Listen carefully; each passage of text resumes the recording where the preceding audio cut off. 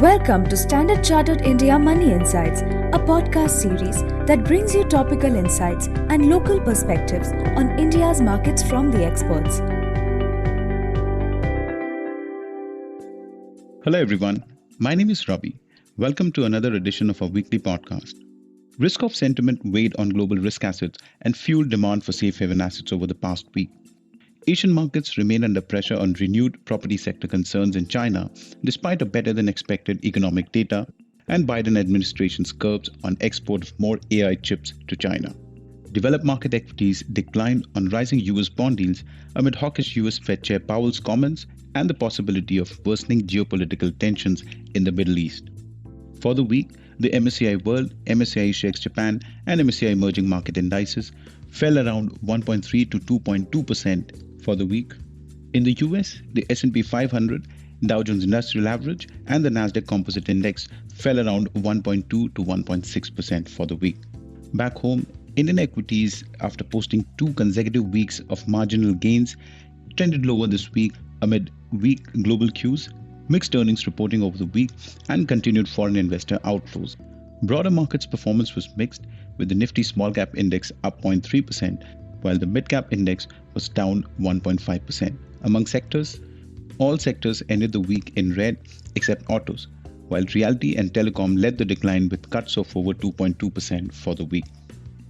The Indian fixed income market had another tough week, with Indian government bond yields rising across the curve, driven by rising US bond yields. The US 10-year yield hit 5% for the first time since 2007 after Fed Chair Powell stressed that the FOMC is proceeding carefully in light of the two-sided risk.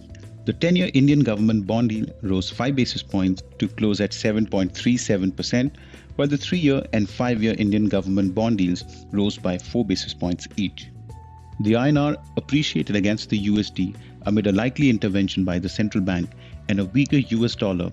For the week, the INR rose 0.2% against the USD to close at 83.1 per dollar.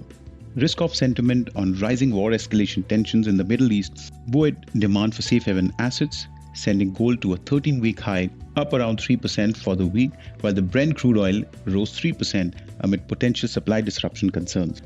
Amid a major macro update for the past 10 days, the first was on India's CPI inflation, which dropped to 5.02% year-on-year in September 2023, down from 6.83% in the previous month and below market expectations of 5.5%. The decline was driven primarily due to a significant slowdown in food inflation, which fell to 6.6% from 9.9% in the previous month. Prices also rose at a slower pace for clothing and footwear, housing, and miscellaneous. Additionally, fuel and light costs fell by 0.1% after a 4.3% rise in the previous month. On a monthly basis, consumer price inflation fell 1.1% in September, the most significant decrease since December of 2023. The second data was on wholesale price inflation, which remained in the contraction zone for the 6th consecutive month. India's WPI inflation fell 0.3% year-on-year in September 2023, compared to a market expectations of an expansion. The contraction was driven by declines in chemical products, basic metals, and food products.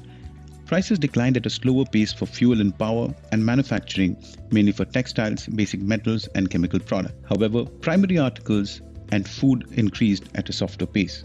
On a monthly basis, India's WPI contracted 0.59%, recording its first decrease in 3 months after a downwardly revised 0.2% gain in the month of August. The third data was on India's merchandise trade deficit, which fell to a 5-month low of USD 19.4 billion in September 2023.